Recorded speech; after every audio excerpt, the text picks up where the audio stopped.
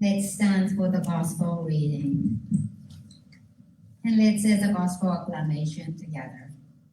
Hallelujah, Lord, to whom shall we go? You have the word of eternal life. Hallelujah, hallelujah. The Holy Gospel according to Saint Matthew, the 18th chapter. Glory to you, Lord. Jesus said to the disciples, if any other member of the church sins against you, go and point out the fault when the two of you are alone.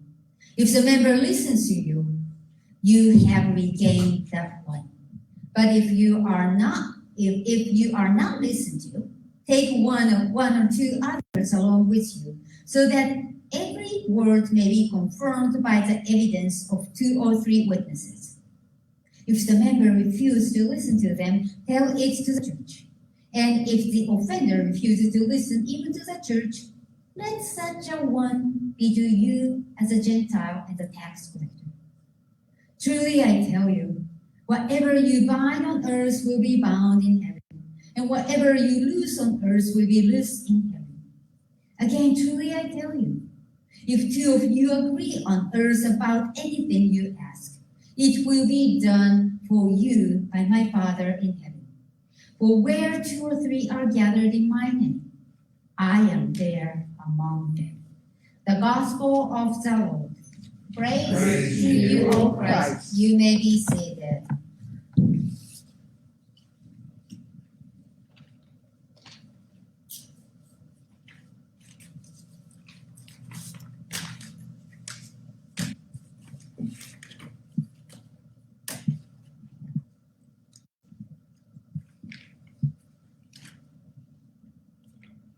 I need to clean my spot to find out where my sermon is.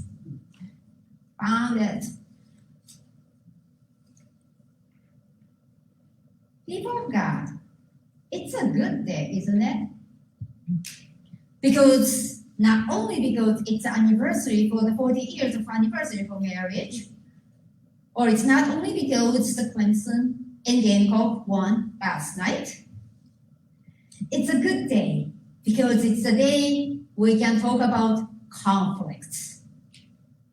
The conflicts in which people of God take sides and argue and disagree and sometimes attack each other.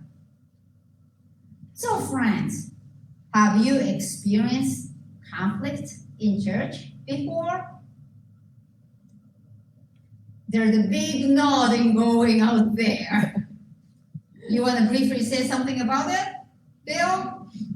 Well, I can tell you that when Bettina and I first moved to Georgia from North Carolina, we our kids had been going to this program. What was the name of that? Awana. This Awana program. Oh, Awana, okay. Children, right? And it's kind of like a scouting program, right?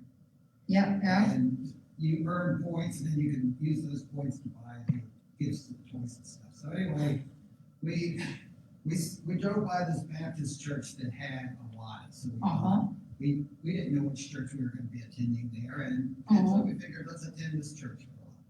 Well, they were located in this huge area, huge lot in the middle of East Cobb. It had to be worth about $20 million in land at least, but they only had a small congregation about our size. Well, after we'd been attending for a while, immediately said the kids could do the Awana thing. We learned that the congregation was so small because they had had a schism. They had had a disruption over the question of whether it was works that were more important or faith.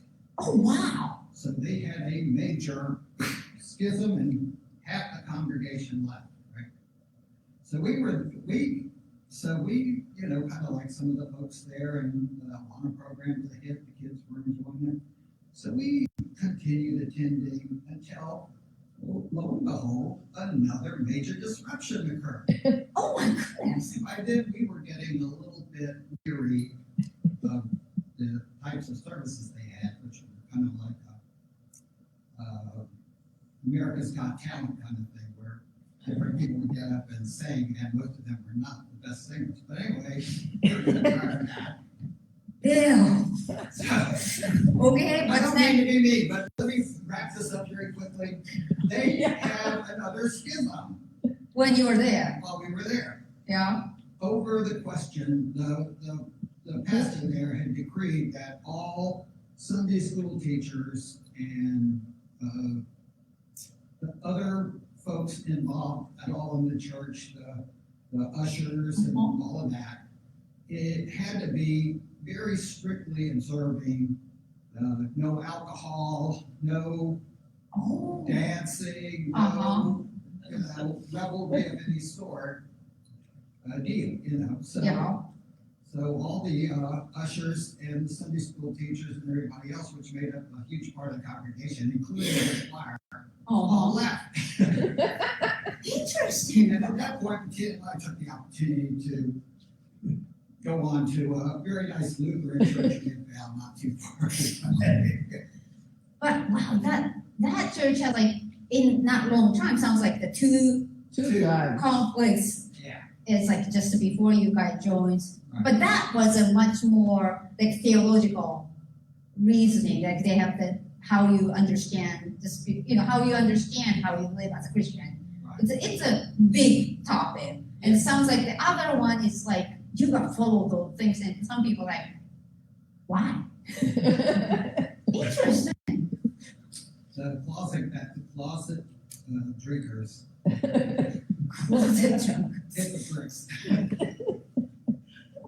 That is very interesting. But that is kind of the examples in a church very commonly happen among the God's church. I mean, thank you for sharing that, and I'm sure that's behind that you're giving up. Yeah, I know about those things too in there too. I mean, it's just a good or bad. That's a fact that's God's people fight over different things. It's a very common. That's what it is because, we are a bunch of people with unique gifts and talents. Sometimes get little bit, our thought is rigid about the things what we believe in. And it makes sometimes harder to say like, this is my way, it's the way, kind of things. And then see if we can come around and try to defend our positions. And that sometimes causes the split or the conflict within the congregation.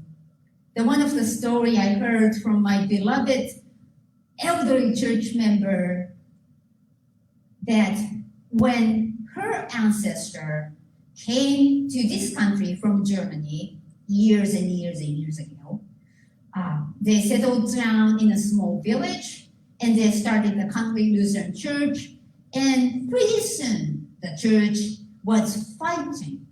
And guess what they're fighting over? Cemetery.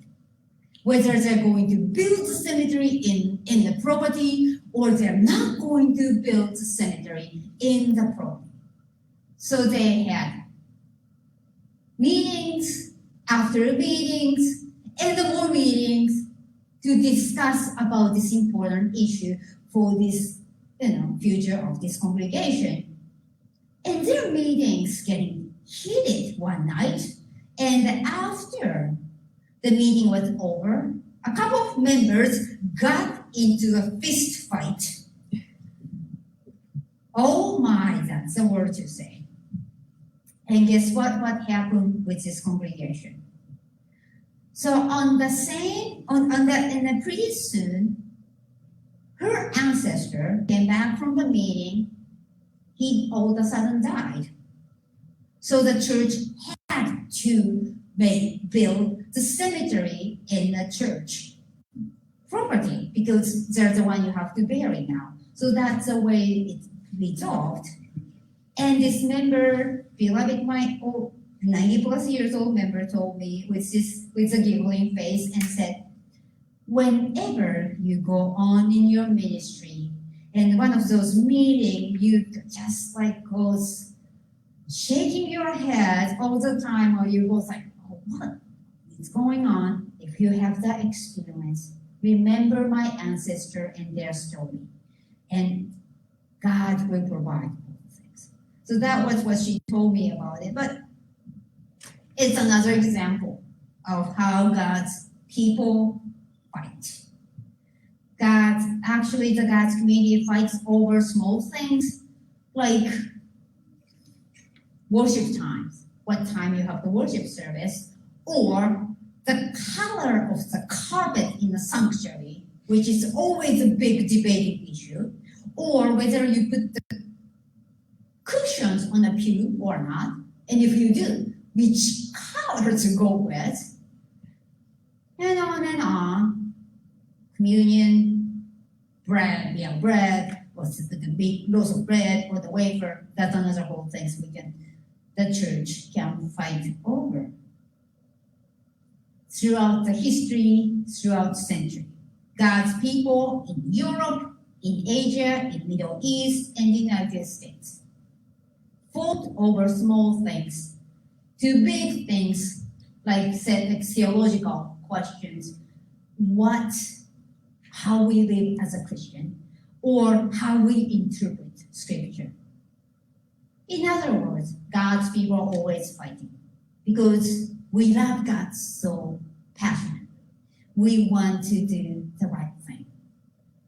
So today's gospel reading became handy when a part of God's family faces such conflicts. As we heard together, our Savior gave instruction on how to deal with conflicts.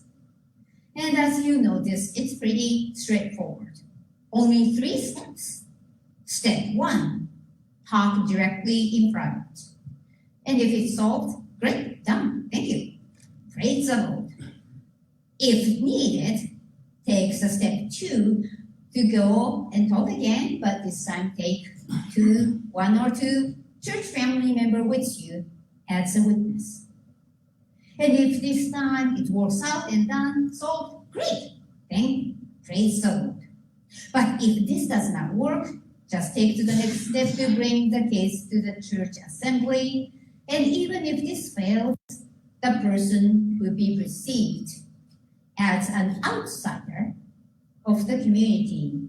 So tax collectors and Gentiles in those at the time were perceived as not the one belong to God's assembly. In other words, outsiders. So, if that's the person you have the church congregational meeting and it still doesn't resolve, then just think that person as grandpa being just grandpa today, kind of thing. Just let him go. And that's it. So it's pretty simple. And in fact, these are the steps we still use in the time of congregational conflicts today. So if we have to go through church conflict in some time, here is your roadmap. You know what will happen and what we'll do. But the part struck me as I was reading was the purpose of these steps Jesus suggests. In fact, the purpose was stated in the very first verse we read, in verse 15. The last sentence of verse 15, it says, if the member listens to you, you have regained that one. So I interpret this like this. The purpose of talking directly to the person who hurt me is to regain the broken relationships, to restore or at least give a chance to restore relationships among God's family. So we try to express honestly our hurt feelings, and we try hard and listen honestly to the pain and our shortcomings. And I tell you, it is not easy. It's not easy to really face what is hurting me, or to even admit it hurt me. That by itself, it's a process. It's not an easy thing. And also to listen to somebody's pain and to acknowledge our shortcomings. Those are not easy things to do. But we are encouraged to do because it is God who brought us to be in this God's community. Our God does not desire losing members of God's assembly. So God continue and encourage God's people to at least try to pursue restoring relationship by taking these 3 steps. And of course, we know we are not perfect. We are sinners. We fall short all the time. Yes, Miriam, you know that too. And even so, we are not quite up to what God's asked us to do.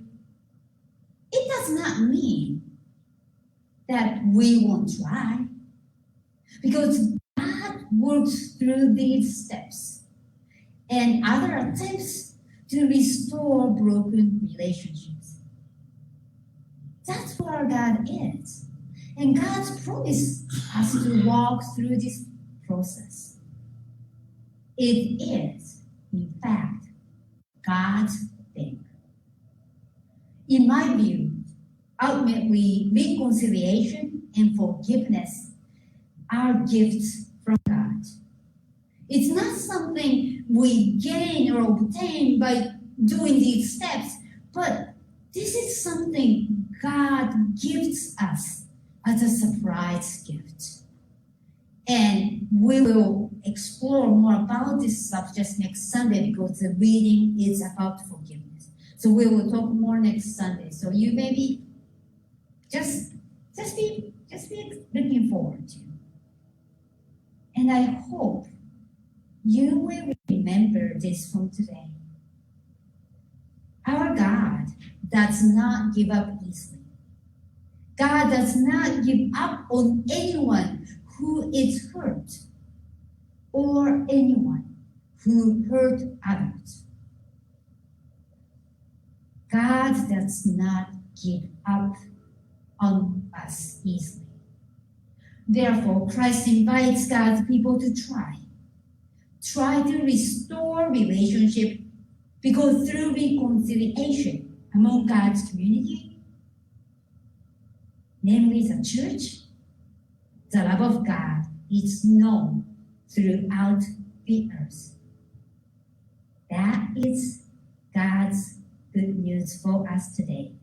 Amen. Amen.